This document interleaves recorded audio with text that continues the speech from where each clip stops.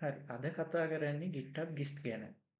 GitHub GIST කියන්නේ හරියට දැන් අපි GitHub එකේදී යූස් කරන්නේ GitHub එක කෝඩ් වල version controlling වලට. හරිද? සරලව එහෙම යූස් කරනවානේ. එතකොට මේ GitHub GIST කියන්නේ ඒකෙම textual format එකේ versioning වලට. ඒ කියන්නේ අපි හිතමු අපිට share කරගන්න ඕනේ යම්කිසි ස්ක්‍රිප්ට් එකක්.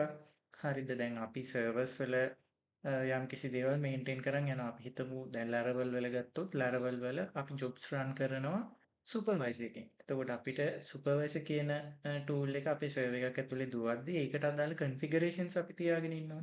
අපි යම් අවස්ථාවක හිතමුකෝ අපිට මේක version control කරන්න ඕන කියලා. අන්න ඒ වගේ අවස්ථාවක ඒක අපේ main code base එකේ පවත්වාගෙන ගියේ නැත අපිට පුළුවන් මේ GIST එකකට දාලා ඒක අපේ team එකත් එක්ක share කරගන්න. ඒ වගේම GIST එකක් available වෙනවා සීක්‍රට් ගිස්ට් එකක් කියන්නේ අපිට ඒක හරියට නිකන් GitHub වල නම් ප්‍රයිවට් රෙපෝ එකක සේව් කරා වගේ අපි ඇක්සස් දෙන අයට විතරක් ඇක්සස් දෙන්නේ. ඒ වගේම පබ්ලික් ගිස්ට් කියන්නේ පබ්ලිකලි ඕන කෙනෙක්ට රිෆර් කරන්න පුළුවන්. එතකොට මේක නිකන් ඩොකියුමන්ටේෂන් එකක් වගේ.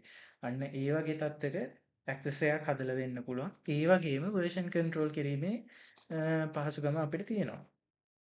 ඉතින් අපිට පුළුවන් මේ විදිහට ගිස්ට් එකට යම්කිසි නමක් දාන්න. ඊට පස්සේ මේක ඇතුළට අපි ඩිස්ක්‍රිප්ෂන් එකක් දාමු.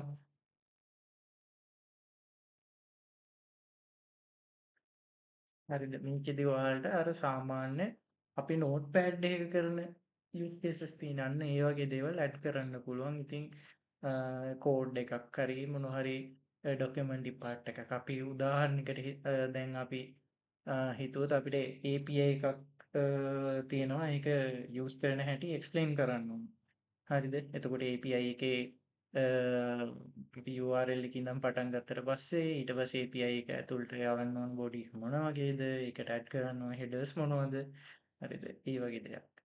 හරිද? එහෙම දාලා ඊට පස්සේ එකකින් එක්ස්පෙක්ට් කරන්න පුළුවන් outcomes මොනවද? ඔය වගේ දේවල් අපි එක්ස්ප්ලেইন කරනවා කියලා හිතමුකෝ. අපි ස්පෙસિෆික් API එකක් හදලා ඊට පස්සේ ඒක අපි හිතමු අපේ යාළුවොත් එක්ක ෂෙයා කරගන්නවා වෙන්න පුළුවන් fellow developers like එහෙම නැත්නම් කම්පැනි එකක් ඇතුළේ නම් ඉන්ටර්නලි ඉන්න අයත් එක්ක ඉතින් ඔන්න ඔය වගේ දෙයකට මේක මේ විදිහට යූස් කරන්න පුළුවන්. ඉතින් ඊට පස්සේ මෙතන සීක්‍රට් ගිස්ට් එකක් විදිහට දාලා ඒක ප්‍රයිවට් යූස් කරන්නත් පුළුවන්. නැත්නම් පබ්ලික් ගිස්ට් එකක් විදිහට දාලා ඒක පබ්ලිකලි යූස් කරන්නත් පුළුවන්. හරිද? ඊට අමතරව මෙතනින් ගිහින් අපිට තව ඒක ඇතුළේදී ෆයිල්ස් ඇඩ් කරගෙන යන්න පුළුවන්. හරිද? ඒ කියන්නේ තනි ගිස්ට් එක ඇතුලේ අපි හිතමු මොනවා හරි සර්වර් කන්ෆිගරේෂන්ස් ඇඩ් කරනවා කියලා.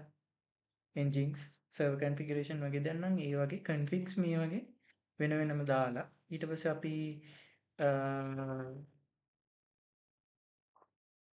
මෙතනින් ක්‍රියේට් ගිස්ට් දාමුකෝ. හරිද? ඊට පස්සේ දැන් මේක ගිස්ට් එකක් විදිහට සේව් වෙලා තියෙනවා. හරි ඊට පස්සේ ඔයාලට පේනවා ඇති මෙතන නිකන් මේක ඇත්තටම TXT ෆයිල් වල සරලවම අපි නෝට්පෑඩ් එකේ කරන වැඩේ වගේ තමයි මෙතන තියෙනවා. ඊට පස්සේ අපිට මෙතෙන්ට කමෙන්ට්ස් ඇඩ් කරන්න පුළුවන්.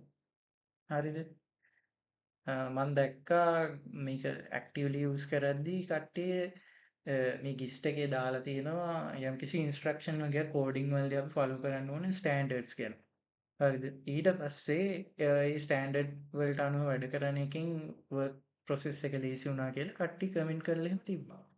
හරිද? ඒ වගේ පබ්ලිකලි ෂෙයා කරපු එක. හරිද? ඊට පස්සේ මෙතෙන්ට ගියාම අපිට රිවිෂන්ස් පෙන්නනවා. හරිද? රිවිෂන්ස් මේක හරියට උදාහරණයකට අපි මේ version control කරලා මේන්ටේන් කරන්නේ අපේ කෝඩ් එක. අන්න ඒ වගේ. හරිද? අ ඔය විදිහට කරගෙන යන්න පුළුවන්. ඊට පස්සේ අපිට එඩිට් කරන්න පුළුවන්. දැන් මම මේකේ ටෙස්ටිං ගිස්ට් ඩිස්ක්‍රිප්ෂන් වන් එඩිටඩ් කියලා දාලා බලමු අපි version control එකේ බලන්න පුළුවන්ද කියලා බලමු. මෙතනින් ඕනනම් මේවා ඩිලීට් කරන්න පුළුවන්. දැන් මම ප්‍රයිවට් එකක් විදිහට හදලා තියෙන හින්දා ඒක මට පබ්ලික් කරන්න පුළුවන්. හරිද? කමෙන්ටින් ඩිසේබල් කරන්න පුළුවන්. ඒ වගේ ෆන්ක්ෂනලිටීස් ගොඩක් තියෙනවා. හරිද? ඊට පස්සේ අපි බලමු මේක අප්ඩේට් කරලා මේක අප්ඩේට් කරාට පස්සේ දැන් මෙතනදී පෙන්නනවා මේක එඩිටඩ් කියලා. ඒ වගේම ඔයා රිවිෂන්ස් වලට ගියොත් ඔයාට මේකේ ලිස්ට් එකේ මම මොකද්ද කරපු එඩිට් එක කියන එක පෙන්වන්න පුළුවන්. හරිද? එතකොට ඕල්මෝස්ට් මේක වැදගත් වෙන්නේ ඩොකියුමන්ටින් පැත්තකට කියලා තමයි මම නම් විශ්වාස කරන්නේ ටෙක්නිකල් ඩොකියුමන්ටේෂන්ස් වලට වගේ ගොඩක් යූස්ෆුල් වෙයි කියලා මම හිතනවා. ඉතින් මේක ඔයාට පර්සනල් දේවල් දාගෙන ඒ කියන්නේ දැන් උදාහරණයකට ඔයා යූස් කරන මොන හරි නිතර යූස් කරන queries තියෙනවා. හරිද? SQL queries. හරිද? අන්න ඒ වගේ දේවල්.